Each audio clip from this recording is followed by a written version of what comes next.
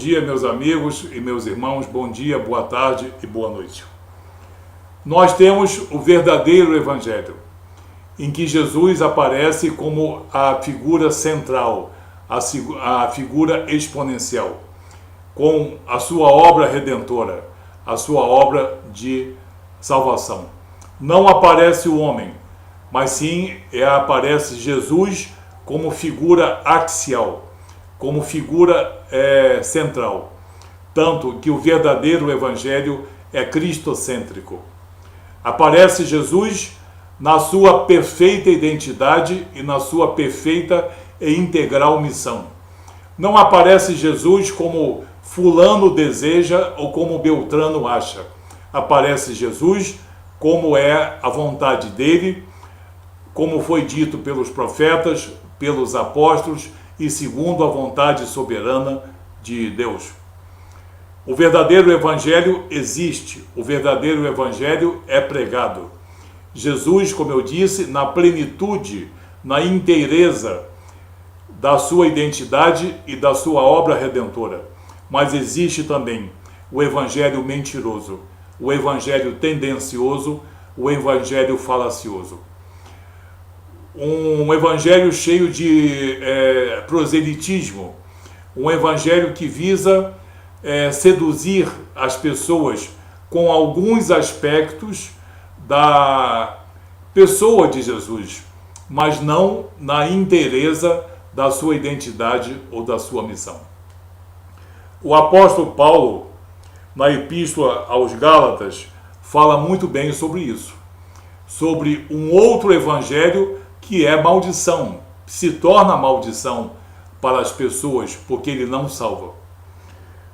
Na Epístola de Paulo aos Gálatas, no capítulo 1, no versículo 8, ele diz: mas ainda que um de nós, mesmo que um de nós apóstolos, ou mesmo um anjo vindo dos céus, veja bem, mesmo que seja um apóstolo ou um anjo vindo dos céus, vos pregue outro evangelho que vá além do evangelho que nós vos temos pregado, seja anátema, seja isso maldição.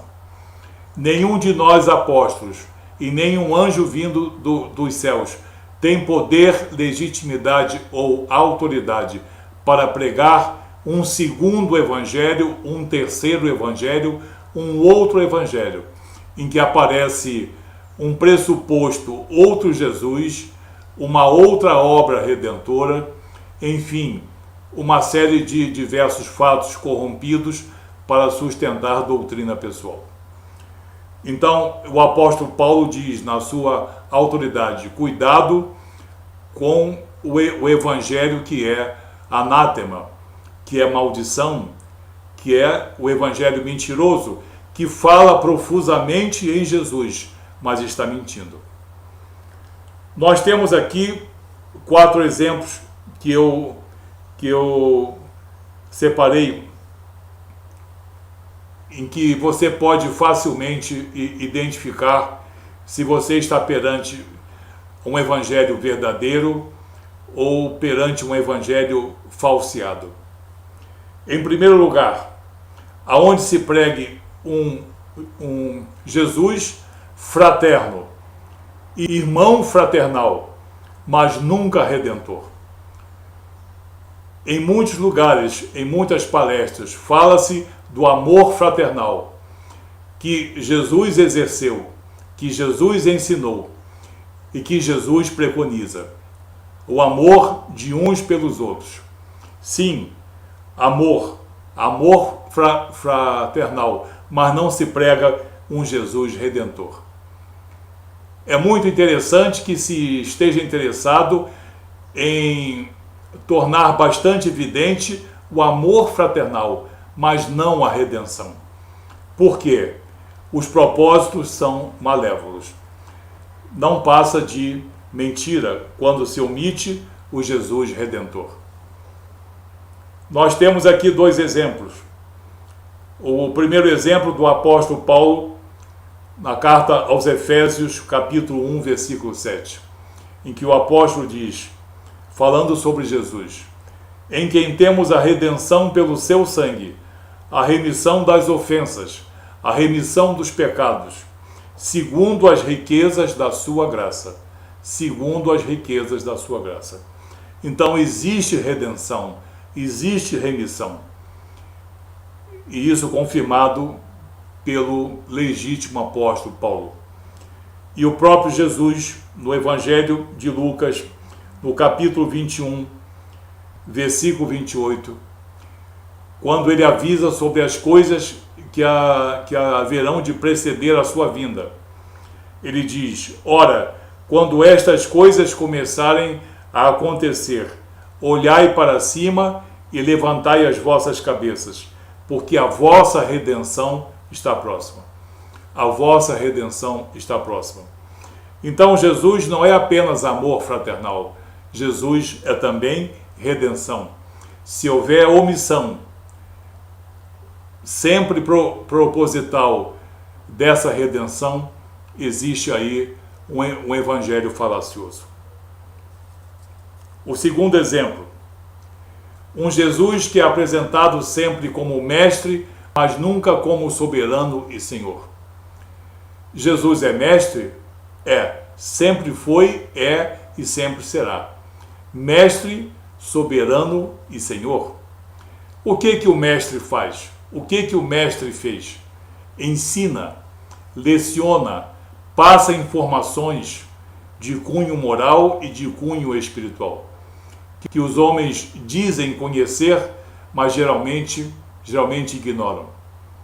Jesus foi mestre, sim, mas ele foi, acima de tudo, soberano e senhor. O soberano e senhor ensina? Não. O soberano e senhor leciona?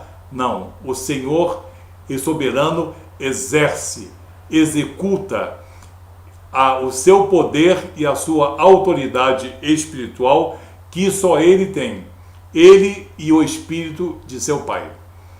Então, quando se mostra Jesus apenas como mestre, aquele que ensina, leciona, mas não exerce o seu poder e a sua autoridade espiritual, existe alguma coisa errada aí.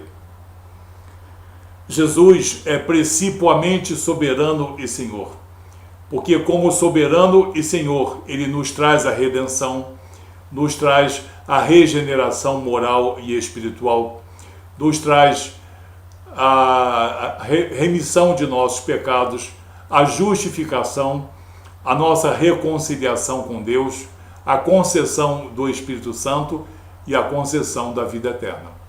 Então, Jesus mestre faz uma coisa, ensina, mas é o Jesus Senhor e soberano que exerce. E pelos seus atos soberanos, nós somos salvos. Sem os seus atos soberanos, não existe cristianismo na face da terra. Temos dois exemplos aqui do apóstolo Paulo em 1 Timóteo capítulo 6, versículo 15, em que ele mostra que Jesus não é apenas mestre, mas principalmente soberano e senhor. Quanto a manifestações das coisas que vão também preceder a sua vinda, Paulo fala: a qual a seu tempo mostrará o bem-aventurado e único poderoso Senhor, o único poderoso soberano, o Curios, Rei dos reis e Senhor dos senhores. Rei dos reis e Senhor dos senhores. O principal que está acima de todos os principais.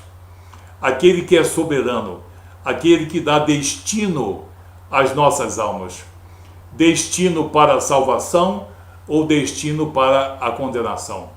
É o soberano e Senhor absoluto sobre as nossas almas, sobre o nosso destino, sobre a disposição do nosso coração, sobre o nosso espírito. Ele é sim Senhor e soberano. E se ele aparecer apenas como mestre, mas não como soberano e Senhor, alguém está querendo esconder a verdadeira missão de Jesus. O segundo exemplo nós temos em Atos dos Apóstolos, capítulo 2, versículo 36, quando o apóstolo Pedro, discursando a multidão, diz: saiba, pois, com certeza toda a casa de Israel, que a esse Jesus, a quem vós crucificastes, Deus o fez Senhor e Cristo, soberano e Cristo, soberano e Messias. Então, Jesus tem principalmente na sua identidade e na sua missão senhorio e soberania. Jesus não é apenas mestre, ele é principalmente soberano e Senhor. O que caracteriza o Evangelho da verdade é mostrar Jesus como mestre e como soberano. Mas se ele aparece apenas como mestre, esse Evangelho é tendencioso. O terceiro exemplo que nós temos aqui é quando se prega um Jesus que é perdoador, mas nunca é juiz. Um Jesus que perdoa tudo, parece perdoar tudo, parece perdoar a todos, a todo momento. Ele perdoa tanto, segundo certos pregadores, que ele parece um Jesus cúmplice, conivente com todas as heresias e todos os erros humanos. Palestram sobre Jesus e exuberam nesse Jesus perdoador, mas não juiz. Propositalmente, o Jesus que é juiz, o Jesus que faz a justiça sobre nossas almas, esse não é pregado, porque aí existe um evangelho tendencioso. O próprio Jesus, no Evangelho de João, capítulo 5, versículo 22, ele diz: e também o Pai a ninguém julga, Deus Pai a ninguém julga, mas entregou ao Filho todo o julgamento. Entregou ao Filho Jesus todo o julgamento, todo o juízo. Então, Jesus, nós sabemos que é perdoador, mas não é apenas perdoador, ele é também juiz. E no mesmo Evangelho de João, no capítulo 5, mas no versículo 30, Jesus afirma: eu não posso de mim mesmo fazer coisa alguma. Jesus estava na condição de semelhança de figura humana. Ele estava sob a orientação e poder do Espírito Santo. Eu não posso de mim mesmo fazer coisa alguma. Como eu ouço, assim eu julgo. E o meu juízo é justo, porque eu não busco a minha vontade, mas a vontade do Pai que me enviou. Então Jesus afirma aqui 2 vezes, e isso é vasto nas Escrituras: Jesus é juiz. É Ele que vai julgar o destino de cada alma, segundo a observância ou não da sua obra redentora, da verdade que existe na sua identidade e da verdade que existe em sua missão. Como último exemplo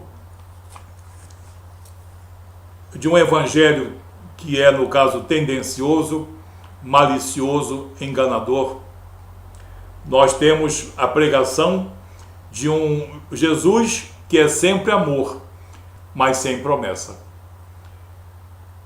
Desvincular o amor da promessa é algo impossível quando se prega o verdadeiro Jesus. Porque Jesus é amor e Jesus é promessa. Jesus é manifestação do amor do Pai. E ele mesmo, Jesus, entregou-se em amor para a nossa redenção.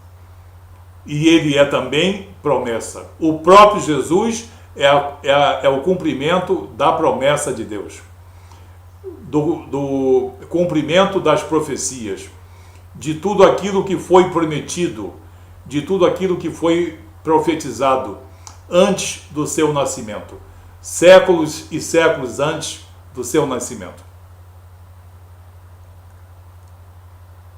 No Evangelho de Lucas, capítulo 24, versículo 49. O próprio Jesus afirma: e eis que sobre vós envio a promessa de meu Pai. Ficai, porém, na cidade de Jerusalém, até que do alto sejais revestidos de poder.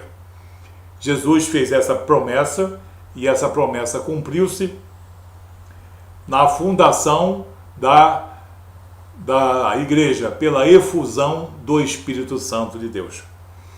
Jesus aqui disse: ficai em Jerusalém e aguardai dos céus a promessa de meu Pai, até que sejais revestidos de poder, o poder do Espírito Santo de Deus.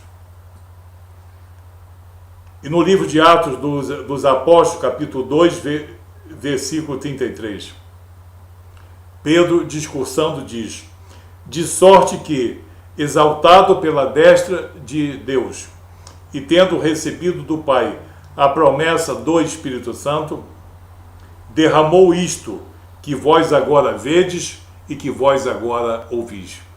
Pedro está falando também da promessa do Espírito Santo.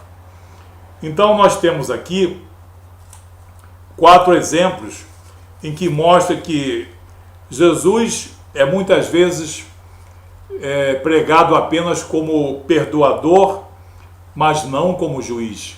Existe erro aí. Ele é pregado como mestre, mas nunca como soberano e senhor. Ele é pregado como um Jesus fraternal, mas nunca redentor. E ele é também pregado como amor, mas nunca como sendo promessa. Então, existe algum erro aí. Para que Jesus seja mostrado na integridade da sua missão, da sua obra e da sua identidade, é preciso muita retidão e compromisso de quem prega, responsabilidade de quem prega o verdadeiro Jesus. Quem prega o verdadeiro Jesus prega promessa, prega juízo, prega amor fraternal, prega também redenção, prega também perdão. Jesus é tudo isso. Jesus só pode ser pregado na integridade da sua obra e da sua identidade.